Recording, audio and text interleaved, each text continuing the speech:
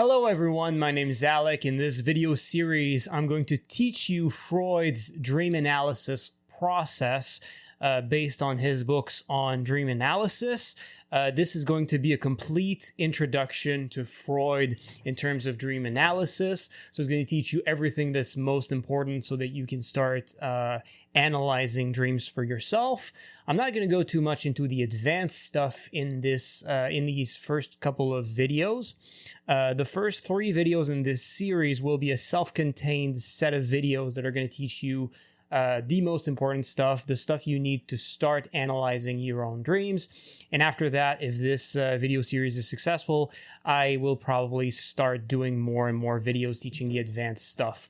One of the things I want you to be aware of is that I'm going to be reading the comments I get. If you have any questions about things that are not clear, things that you want me to cover, let me know in the comment section below. So I want to start by saying that I think it's a huge achievement for Freud that over 100 years ago, at a time where there was almost nothing that was known about the human psychology, and about dreams as well, that he was able to develop a really good, complete dream analysis process that people still use to this day that really works well and is still recommended by a lot of psychologists nowadays who are respected, like Jordan Peterson, who says that Freud's book on dream analysis is spot on, I think is what he said, but he gives praise to this book. And it really is a fascinating book, and I can't wait to share all of that with you. So one of the things I want to warn you about is that if you do choose to go through this process, dream analysis is going to reveal information about you that you don't know about yourself. And a lot of the things that you might uncover through dreams are things that your mind doesn't want you to know, secrets that you don't want to admit to yourself and that you've even forgotten or hidden from yourself. One of the things that really is important to understand about Freud's psychoanalysis is that there's this concept of repression. And repression is essentially a function of your mind where there are some thoughts, desires, feelings, ideas, beliefs that you have deep down that part of your brain feels that if you were conscious of them, it would cause trouble. So what it does is that it creates barrier in your mind that makes it so you cannot remember those things and you cannot think about those things. Well, you can, but it's difficult to get there. And it feels like your mind is doing a really good job to prevent you from being able to access these thoughts, subjects, and memories. For example, there's a lot of taboos in a lot of cultures. And, if, for example, some people experience repression because they might have been raised in households where they were told that homosexuality is a bad thing, and some people repress their homosexuality because I suppose your mind realized that it would break your conception of yourself and your conception of how to live your life if you were to realize that about yourself. And so some people just would be homosexuals. They have these drives within them, but part of their mind represses that, which means that they're not even aware of it. And, that's some people realize that really later on in their life and realize that the reason they've been so depressed and not really happy about their life was because they were repressing that kind of information. And a lot of mental health issues, psychopathologies, are related to unresolved desires, unresolved things about yourself that are repressed, that you're hiding to yourself and you're not dealing with and resolving. And one of the things and the reason why Freud recommends and used dream analysis in his healing process of his patients who had mental health mental health issues and psychopathologies is because when you use dream analysis, you can uncover that repressed information very effectively. And by uncovering that information, then you can start to explore those repressed ideas and resolve them so that psychopathologies, mental health issues related to those repressed emotions, desires, and ideas, these get resolved, and then the patient is freed from these mental health issues. So you will learn shocking things about yourself. You will learn possibly terrible things about yourself. We often have this conception of ourselves. We want to believe that we are good people, that, well, not everyone, but a lot of people have this image of themselves as good people, better people than other people in a moral standpoint. But sometimes through dream analysis, I should say most people through dream analysis will realize that they have urges that would make them see themselves as a less moral person than they believe themselves to be before they start the dream analysis process. And but at the same time, uncovering these uncomfortable truths about yourself can be useful, because then you can resolve those things, and that can help you resolve things like anxiety, depression, low self-esteem, and a lot of other troubles of the mind. So the first thing I'm going to start about when it comes to actual information about dream analysis and the process of dream analysis, I want to start with the three classes of dreams. Freud classifies dreams into three different classes based on how, I would say, weird they are, but I'm going to expand on this in a moment, but also how clear it is to find the meaning in them. So the first type of dream is the direct dreams. Those are the most common types of dreams in children. These are dreams that are direct, mundane. They don't contain a lot of weird stuff in them. The story in the dream is coherent. It fits with your life. You can clearly think about why you had a dream about that, why your mind was interested in the topic, why your mind created this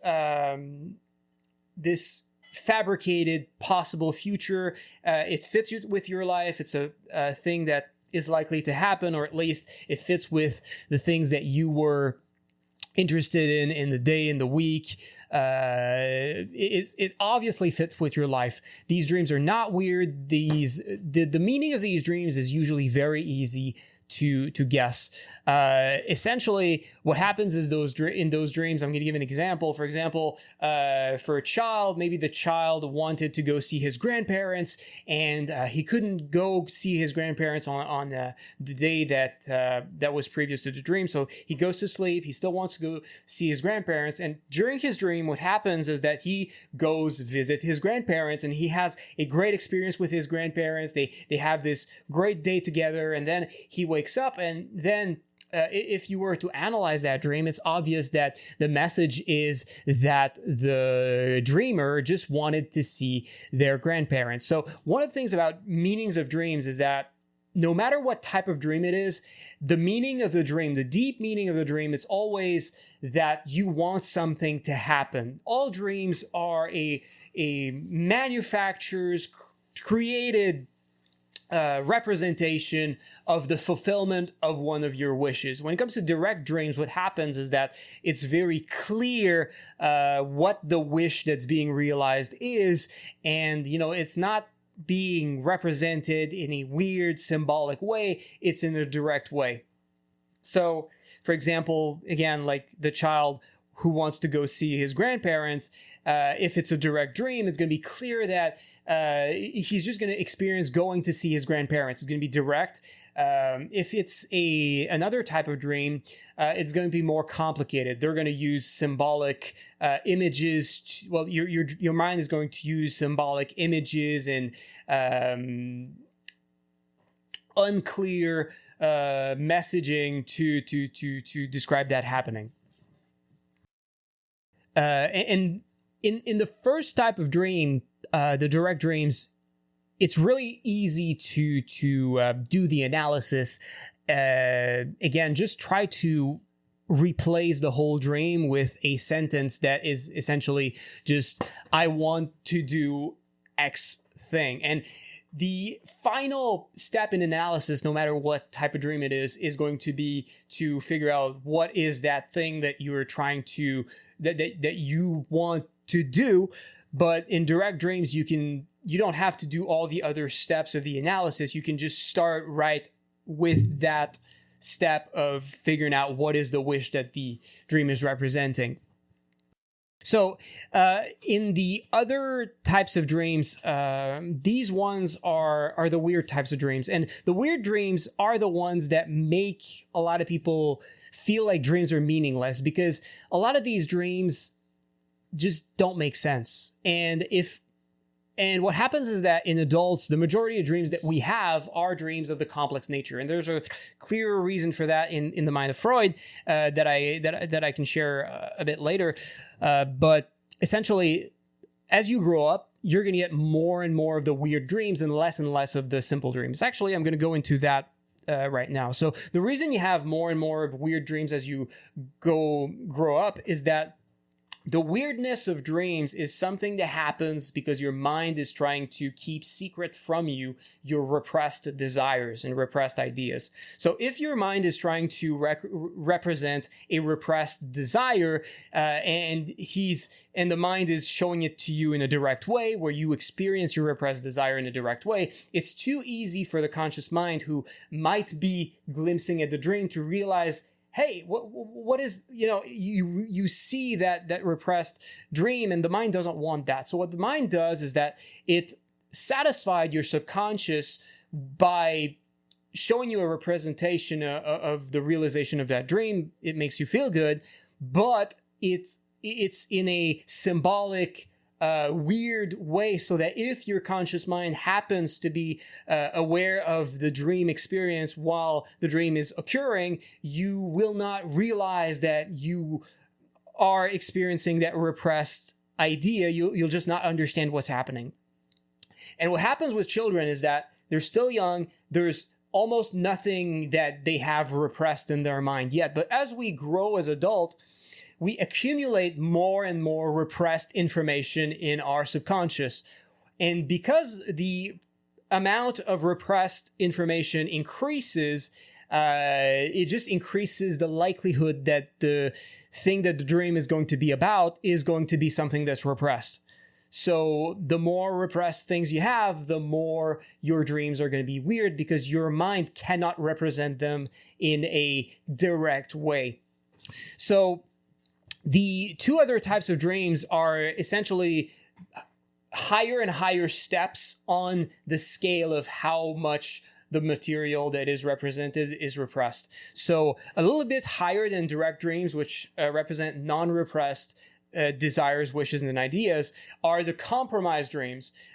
These dreams are about things that are repressed, or about things that are related to things that are repressed, which also have to be veiled somewhat, but they're not as weird as a third class of dreams. So compromised dreams have a story in the dream that is internally consistent. So while you're dreaming, it just makes sense. If you were to rewrite the story while you wake up, if you remember it, it's going to be a story that makes sense. But the thing is with these dreams is that it's hard for you when you wake up to realize, like, how that dream came about. Like, a lot of the events in these compromised dreams are weird or really unlikely. And for example, maybe you dream about your cousin dying of the plague, but in your waking life, you're like, hey, when was the last plague? Probably like hundreds of years ago in this area. And also, like, your cousin is probably like a healthy person, and there's no reason for you to imagine, to believe that that they might be unhealthy and die of the plague. So even though the story in your dream kind of makes sense internally, you can't really see how that would be realistic when you take into account like what your current reality is. So there's sometimes even supernatural things in these compromised dreams, but they usually are dreams that make sense and sometimes seem like they have a meaning, but they're weird and you can't really realize why you had that dream. And the meaning can be hard to guess because these dreams include a partial amount of repressed information and symbolic language. But the third class of dreams is where the analysis can start being really difficult. So the third class of dreams are disguised dreams. So it's called disguised dreams, like disguised from what? From your consciousness being able to uncover the truth of the wish that is represented in that dream. And, if we go back to class number 2, compromised dreams, like what is the compromise made for? Again, it's to make sure that you don't realize what the wish fulfillment actually is because there's repressed content that's related to the dream. Again, disguised dreams is the same thing. These dreams tend to be really weird. They seem to most people to be nonsensical and meaningless. Like these dreams that make absolutely no sense. For example, maybe you're on a date with your friend's wife or husband, and then there's a zombie apocalypse, and then the zombies turn into aliens halfway to the dream, and then maybe you end up hiding in a church, but then you're hungry while you're hiding from the alien zombies in the church, so you go into a grocery store that is hidden inside the basement of the church where you can go do your grocery shopping, so you can go cook with your wife while you're hiding inside of the dream, but your wife is actually in real life your friend's wife or someone else's wife. Like these dreams, the narrative in the dream doesn't really make sense. You have no idea why the elements in the dream, why the story in the dreams came to you.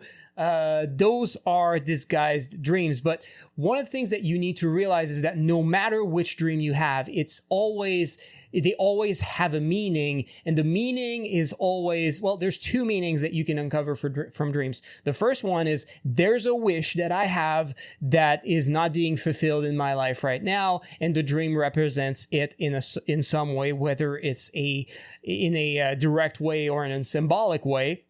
And the second thing is that the things I see in my dream are related to things that are of importance to me. The elements in your dreams, the people you meet, they're all built out of ideas that matter to you. If something does not matter to you, your mind will not make the effort of including it in a dream. Every single dream element is important to your mind in some way, but it's sometimes hard to understand because they are often symbolic representations. The dreams will not represent any information that is not important or key to the ideas that they want to represent. So in the next part of this series, I'm going to start sharing with you the actual process of dream analysis. So stay tuned for part 2. Subscribe, like if you enjoyed this video. And again, you can comment if you have any questions. I'm going to go through it as I make this series to try to answer your questions. With that, thanks for watching, and I'll see you in the next video. Bye-bye.